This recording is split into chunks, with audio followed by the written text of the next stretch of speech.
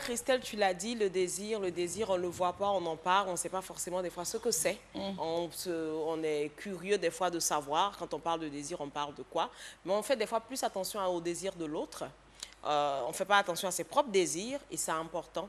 Le désir, ça peut être le désir de tous les jours, les désirs voilà, du partenaire, mais notre désir est primordial et il faut faire attention à ce désir-là, il faut le cultiver parce que ça arrive que ce désir-là peut s'estomper à un moment donné et c'est normal parce que le courant de la vie et le quotidien nous bouffent.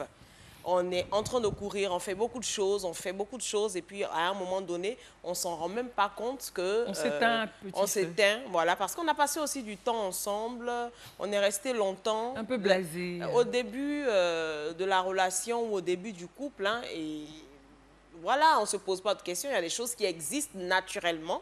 Le désir est quelque chose de naturel, hein, parce que c'est quelque chose qui découle d'un amour, d'une passion, voilà, charnelle, où voilà, on a envie d'être ensemble. Et puis, il y a un moment donné où, quand on t'appelle, même tu retournes le téléphone.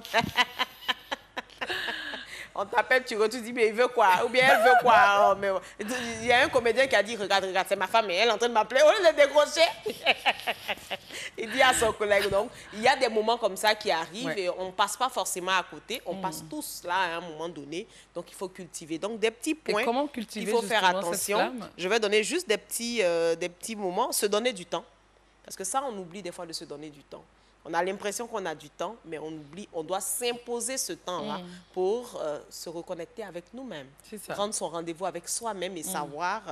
Ensuite, manifester sa gratitude quand quelque chose est bon. Les femmes, pardon, disons. Des fois, on ne dit pas. Beaucoup, on ne partage pas. C'est essentiel, surtout par ces temps qui courent. Ensuite, cultiver son jardin secret. Élargir sa gamme de plaisirs.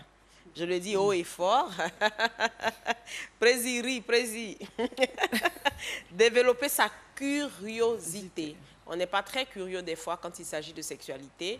On est un peu fermé, il faut être curieux. Même ne pas appliquer, mais au moins de savoir ce qui se passe autour, c'est important. Et puis, érotiser sa présence. Ça aussi, c'est quelque chose d'important. Se rendre glamour, être là, dire des choses qu'il faut, comme il faut, quand il faut. Ça permet d'être agréable et donc on a envie que vous soyez là et pas le contraire. Ensuite, rester mystérieuse ou mystérieux. Le reste, après, on ne peut pas tout dire. Et puis, c'est Prési qui est là. Et puis, le reste, ce sera sur la plateforme Facebook. Sur la page, parce que Prési est là. On ne peut pas trop dire. Mais une Prési dangereuse, hein, nous laisse tout dire. Alors, je pense que là, Karine a tout dit.